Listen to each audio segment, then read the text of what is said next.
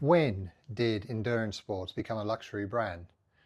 My wallet needs a Zone 5 recovery. It's not over until I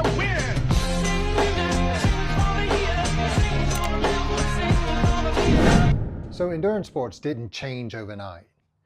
But at some point we went from just ride your bike to please finance your identity. There was a time when endurance sport was simple.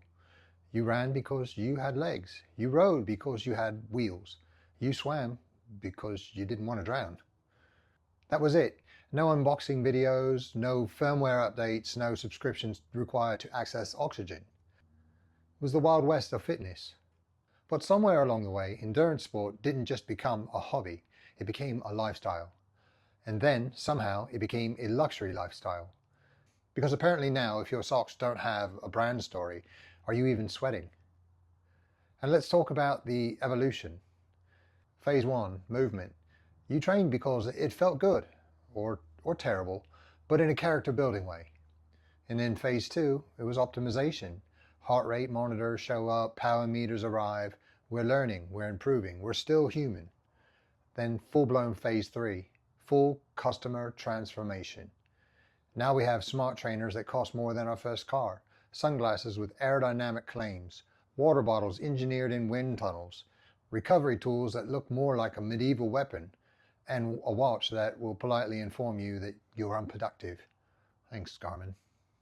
Gee, thanks technology, I love being judged by my wrist.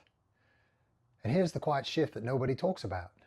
Somewhere along the way, participation started feeling like you needed permission from your bank account. You don't just ride anymore, you curate, you optimize, you align your aesthetic. You're not just going for a run, you're experiencing performance culture. And heaven forbid you show up with equipment that still works. Oh, mechanical shifting? That's brave. Your bike doesn't sync with anything? Correct, it syncs with gravity. And look, this isn't about hating brands or creators. Innovation is cool. Nice gear is fun. Shiny things make our lizard brains happy. But for a lot of everyday athletes, there's this quiet pressure creeping in. Like if your setup isn't premium, your effort doesn't count. If your training isn't documented, did it even happen? If nobody saw your workout, did your quads even suffer? But here's the part that never changed. Endurance was never built on luxury. It was built on repetition, showing up tired, riding in bad weather, running when motivation ghosted you. It lives in consistency, effort, and choosing movement again and again and again. No algorithm required.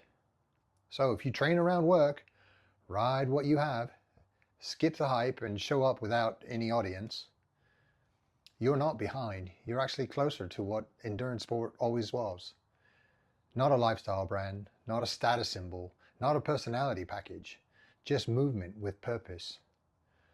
It lives in early alarms, chain grease on your leg, and deeply humbling experience of getting dropped by Carl from accounting, who's 25 years older than you and rides a rim brake bike. Which frankly is character development money can't buy. So I'm curious, when did endurance sports start feeling expensive to you, and how has that changed the way that you train? And remember, train hard, stay consistent. And remember that fitness isn't a luxury item, even if the industry really wants it to be.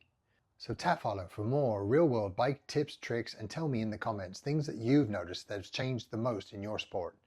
And I'll see you on the next one. Follow me, I'm delicious.